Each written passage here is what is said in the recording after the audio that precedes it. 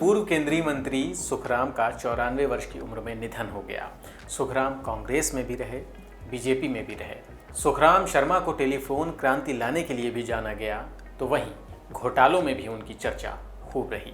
1996 में जब घर में सीबीआई ने दबिश दी थी तो करोड़ों की नकदी मिली थी।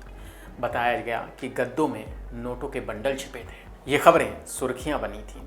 इस वीडियो में बात करेंगे सुखराम के राजनीतिक सफर की। 27 जुलाई 1927 को पंडित सुखराम का जन्म हिमाचल प्रदेश के कोटली में हुआ था। परिवार बड़ा था और गरीबी भी थी। पढ़ने में लेकिन दिलचस्पी रही। स्थानीय स्कूल में पढ़ाई के बाद वो आगे की पढ़ाई के लिए दिल्ली लॉ स्कूल चले गए। यहाँ से उन्होंने अपनी पढ़ाई की और 1953 में मंडी जिला कानून अदालतों में एक वकील के तौर पर प्रैक्टिस शुरू कर दी।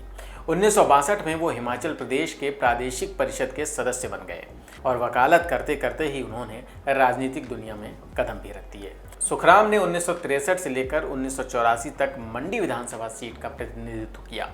वो 1984 में लोकसभा के लिए भी चुने गए और राजीव गांधी सरकार में मंत्री भी बने। राजीव गांधी सरकार में उन्हें रक्षा उत्पादन, आपूर्ति योजना और खाद्य और नागरिक आपूर्ति राज्य मंत्री बनाया गया। 1993 से 1996 तक सुखराम केंद्रीय राज्य मंत्री भी रहे। संचार विभाग की जिम्मेदारी उनके पास थी। संचार मंत्री रहते हुए टेलीफोन क्रांति के लिए उन्हें जाना गया। एक इंटरव्यू में सुखराम ने खुद भी बताया था कि कैसे भारत में मोबाइल टेक्नोलॉजी आई। 31 जुलाई 1995 को पहली बार भारत में मोबाइल कॉल की गई थी। मोबाइल से यह बातचीत केंद्रीय दूरसंचार मंत्री सुखराम और पश्चिम बंगाल के मुख्यमंत्री ज्योति बसु के बीच हुई थी। वो फोन नोकिया का था। सुखराम ने विधानसभा चुनाव 5 बार जीते और लोकसभा चुनाव 3 बार जीते। साल 1996 सुखराम के लिए अच्छा नहीं रहा। 1996 में घर में सीबीआई ने दबिश दी। करोड़ों की नकदी मिली। ऐसी खबरें आईं कि उनके घरों में बिस्तरों के अंदर नोट भरे थे। सुखराम पर पद का दुरुपयोग करने का आरोप लगा था कि उन्होंने एक प्राइवेट कंपनी को ठेका दिया और बदले में 3 लाख रुपए की रिश्वत ली। एक कंपनी को उन्होंने दूरसंचार विभाग को 30 करोड़ रुपए के केबल बेचने के लिए ठेका दिया था और इसके एवज में पैसा लिया गया था। 2011 में उन्हें दोषी पाया गया और 5 साल की सजा दी गई।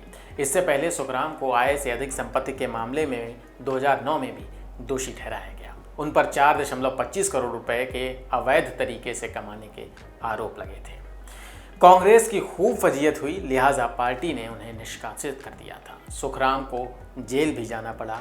उनके राजनीतिक सफर का सबसे बुरा दौर 1996 से शुरू हुआ। 1996 का साल उनके राजनीतिक सफर का सबसे बुरा दौर माना गया। सुखराम ने इस साजिश के लिए वीरभद्र और राजेश पायलट को जिम्मेदार ठहराया था। जेल से निकलने के बाद हिमाचल विकास कांग्रेस का गठन उन्होंने किया।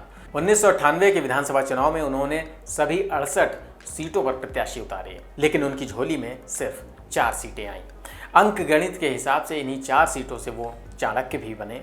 वीरभद्र सिंह से अपना पुराना हिसाब चुकता करने के लिए उन्होंने बीजेपी से हाथ मिला लिया।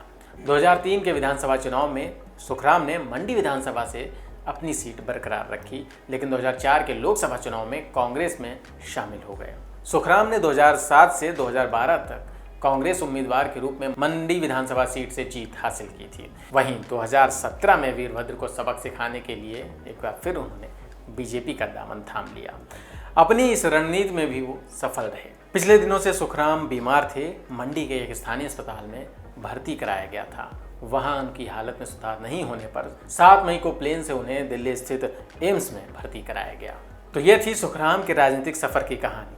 फिर मिलेंगे किसी नए वीडियो के साथ, नई जानकारी के साथ। दीजिए इजाजत। नमस्कार।